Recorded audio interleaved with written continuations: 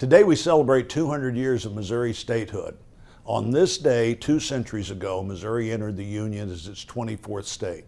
And you can't talk about American history without talking about Missouri history, especially the men and women whose achievements helped shape who we are today and where we are today.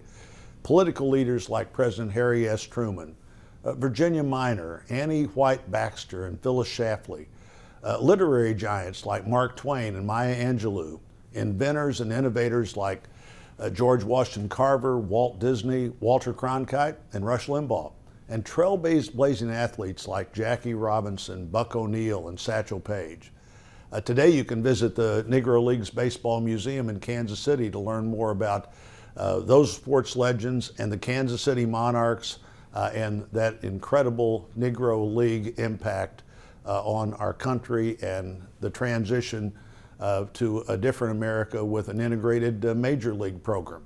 You know, as a former history teacher, one of the things I appreciate most about Missouri are all the places where you can see and experience our history.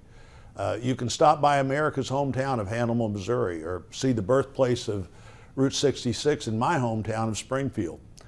You can visit the newly renovated Wilsons Creek National Battlefield Visitor Center, or the Harry S. Truman Library Museum in Independence. And a place that's really special to me, one of America's newest national parks and the first historical national park in our state, St. Genevieve. Missouri is also the site of the National World War I Museum and the memorial in Kansas City and the replica of the Vietnam Memorial Wall in Perryville. And of course, the Arch, the gateway to the West. There's a lot to learn in Missouri and a lot to see.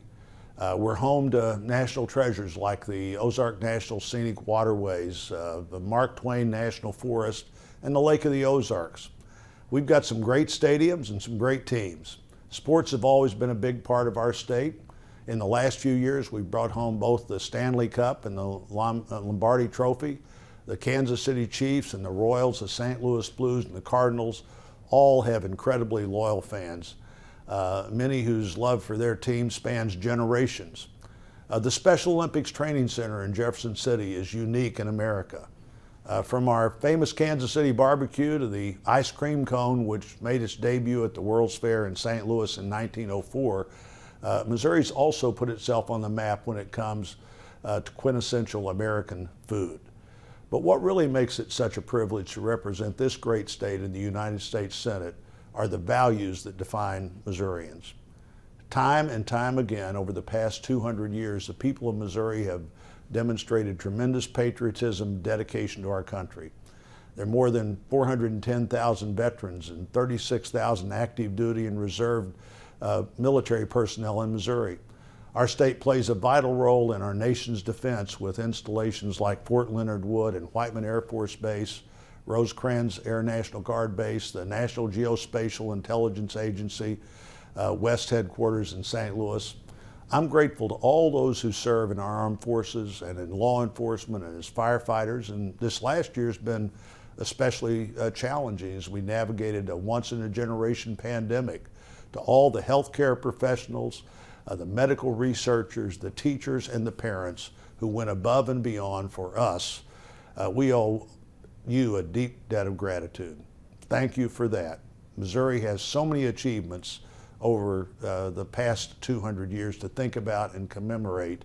Our bicentennial is a time when we celebrate the significant contributions Missouri has made to the United States and to the world.